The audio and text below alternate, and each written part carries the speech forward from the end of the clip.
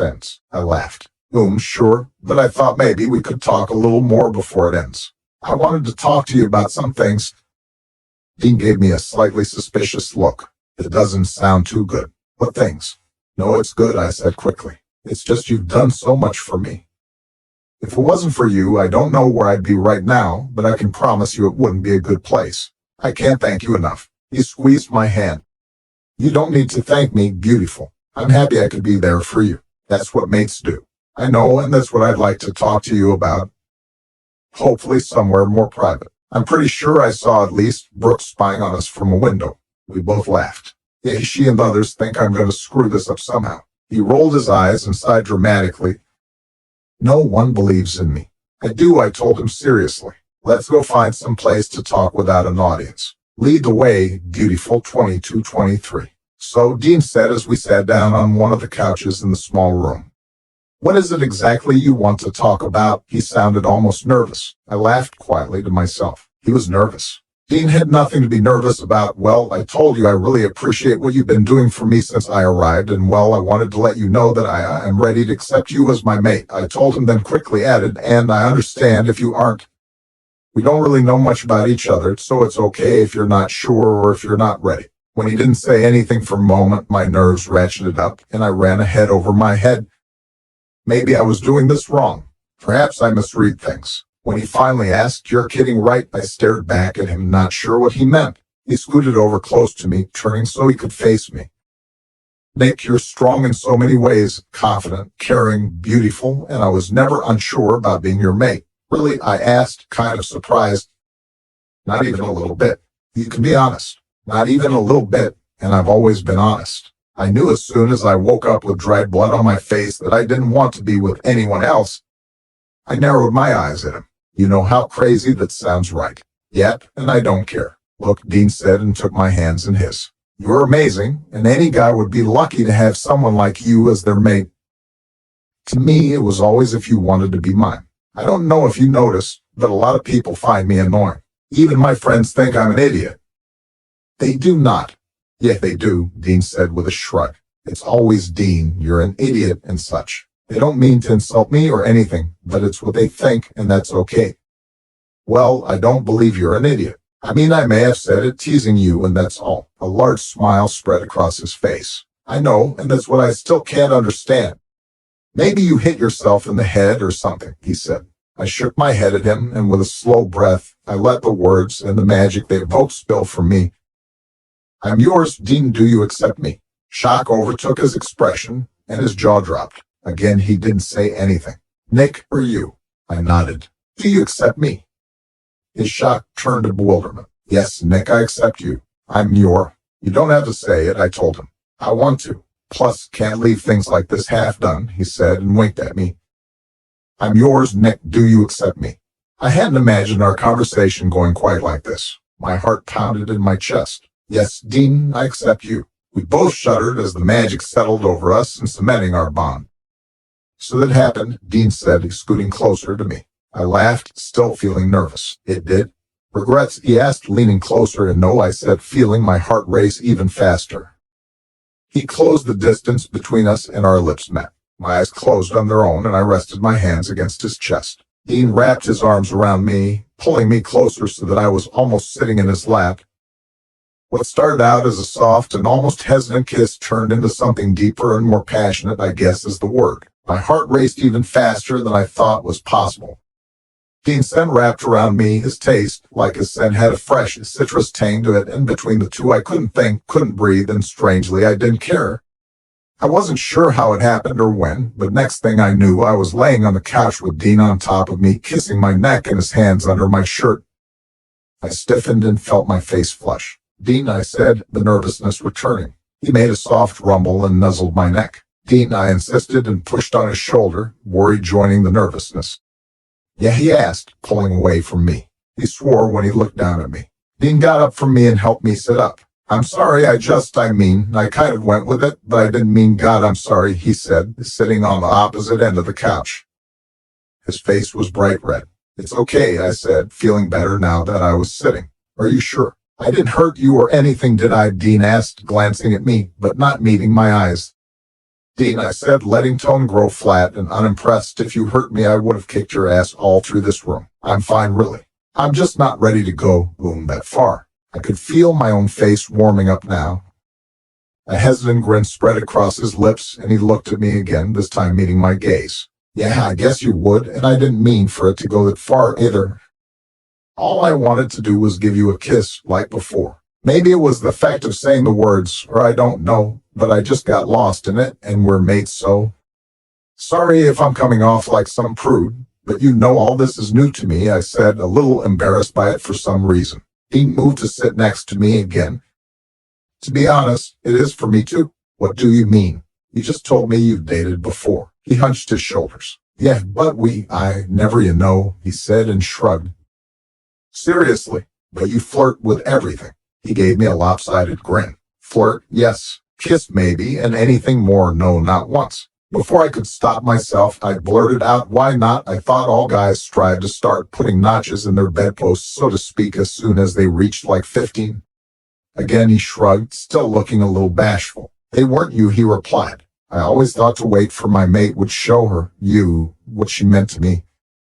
And now that you're here, I'm honestly glad I did. It's something that will be only ours. I wasn't sure what to say, so I shook my head. Dean, you're an idiot, I know, he said, again giving me a half smile. The one that's amazing, I finished, and not an idiot at all. I hugged him and took his hand in mine, lacing my fingers with his. I know I've said this a lot, but thanks for everything. You're welcome, beautiful, Dean said and gave my hand a light squeeze. Dean walked me back to my room, and we shared a kiss before leaving. Over the next week, I found myself settling into a routine. I talked with Harry a few more times. He still wasn't ready to fully bring me on board, but we discussed its future and the obstacles in its way to going from idea to an actual real thing. John was getting to know the enforcers through Cara and seemed to be making a place for himself. Wesley usually joined me on my talks with Harry, and Sade was the only one who didn't seem to be fully satisfied with life in Blue Crescent Pack. It was what prompted me to ask Sade to meet with me outside on the patio in the backyard. For once it was a nice day, and I didn't want to miss out by staying inside all day. Plus, it would be harder for others to eavesdrop on us. You asked to meet with me, Sade asked as she sat down at the table, a hint of worry in her expression. We've been here about a half a month now, I said, running my fingers over the lattice work of the table. I didn't think it was possible, but I can really see myself having a life here, at least for now. Things with Dean are great. John seems to be doing well also. He told me as soon as Lavanya finishes this semester of law school, she'll be transferring to a school here. Brent pushed her application through and everything. So we're all good. What about you? Sade bit her lip. I agreed with Wes back when Dean told us what happened, that we should support you. I know, but admitted at the time we were both sure we'd find a way and be back in Golden Plains soon, I said with a laugh. Sade, you have all your family back in Kansas, and I know you have to be missing them. I'm not your alpha, and I can't make you stay, and if you want to leave, I won't take it personally. We'll still be friends, and everything will be okay. You wouldn't feel like I was betraying you like the pack did. I shook my head. You're not supporting the douche. You're going home, two very different things. Actually, I think before anyone makes any traveling plans. Brent started, scaring both Sade, and first, we both jumped with a girlish squeal, which I found particularly embarrassing. Brent grimaced from where he stood by the doorway with a familiar face. Marquis Fountain, the third most dominant wolf in my father's pack. He worked with Wesley quite often. Mr. Fountain here has some news from your father, Nicole. Most urgent, Marquis added, nodding. Your father needs your help, Nick. 2324. Brent had been kind enough to allow me the use of one of his larger offices. Whatever Marquis had to say, I wanted all of my people to hear it. Dean, once he heard, joined us as well. Brent, his mate Emily, were there as well. Marquis tried to suggest to the Alpha that this wasn't his matter, but Brent insisted he and his people were going to stay. Nick, this is a Golden Plains matter. Your father told me to tell you only, Marquis said, giving the Alpha a side glare. If it's a Golden Plains matter, then why are you talking to me? I'm no longer a member of that pack. Nick, you should hear him out, Sade said, worried. Oh, I'll hear him out. I never said I wouldn't, but I'm not going to suggest to the Alpha, who has been so kind to let me stay and make this house my home, to leave. Petness doesn't sit well with you, girl, Marquis told me. And being a douche doesn't sit well with you either. So are you going to talk or insult the person you've come to ask for help? Dean said, his voice uncharacteristically hard. Marquis started to speak, but I stopped him. You know me, and you know how I am. Don't piss me off. He clenched his jaw and sighed. Your father wouldn't approve, he said, then shook his head when he saw I didn't give a damn. An alpha without territory of his own challenged Brandon. Good time to put his money where his mouth is, John demanded, earning a scathing look of disapproval from Marquis. Agreed, I said, leaning back in my seat. But what does this have to do with me? The challenge fight is in 4 days, and yesterday Brandon went missing, Marquis explained. Missing how? Missing as in he could be in a ditch dead somewhere, or as in he's cleaned out his bank account missing, Wesley asked. Doesn't matter, Marquis said, but I could tell by the defensiveness in his tone. Most likely Brandon had skipped town, just like I warned Father he would. Okay, so Brandon's challenged and vanished. What does Father want from me? The challenge would fall on Father, not me, I said, knowing what he wanted, but I wanted to hear him say it. Your father, the acting alpha, wishes you to return home and to your position. He's unable to contest the challenging alpha and win, but Juan Marquis explained. I couldn't help myself, and if I could, I probably wouldn't. But I'm just a weak, defenseless woman.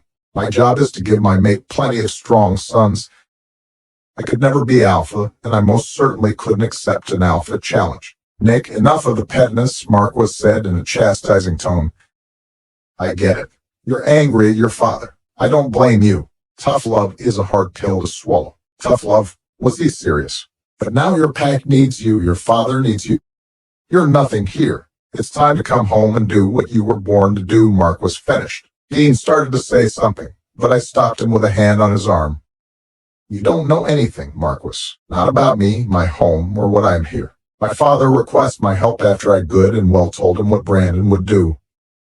If you're willing to wait, I think about my answer. If not, it was good seeing you. I can have a room set up for you tonight, Brent offered. When Marquis begrudgingly agreed, Emily showed him out.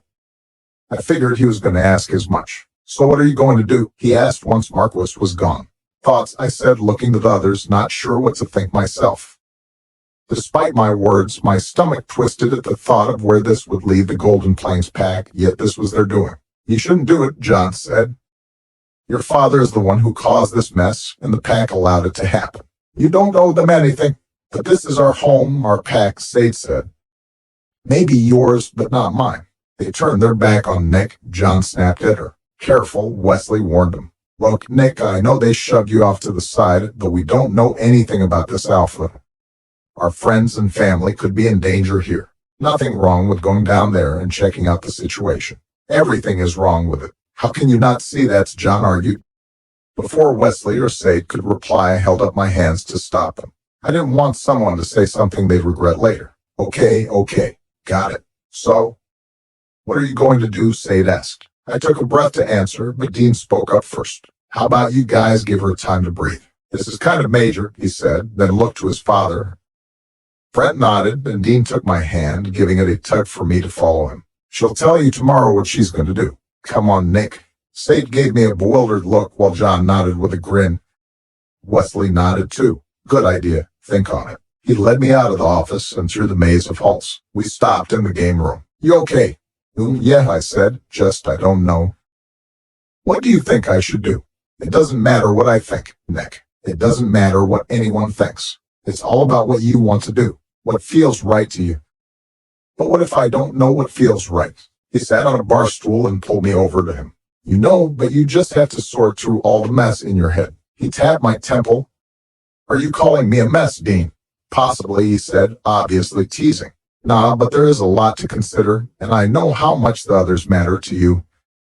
You don't want to offend any of them. You're also an alpha, which means you want to protect those you feel responsible for, and I bet you feel partly responsible for your old pack, despite they favored your brother.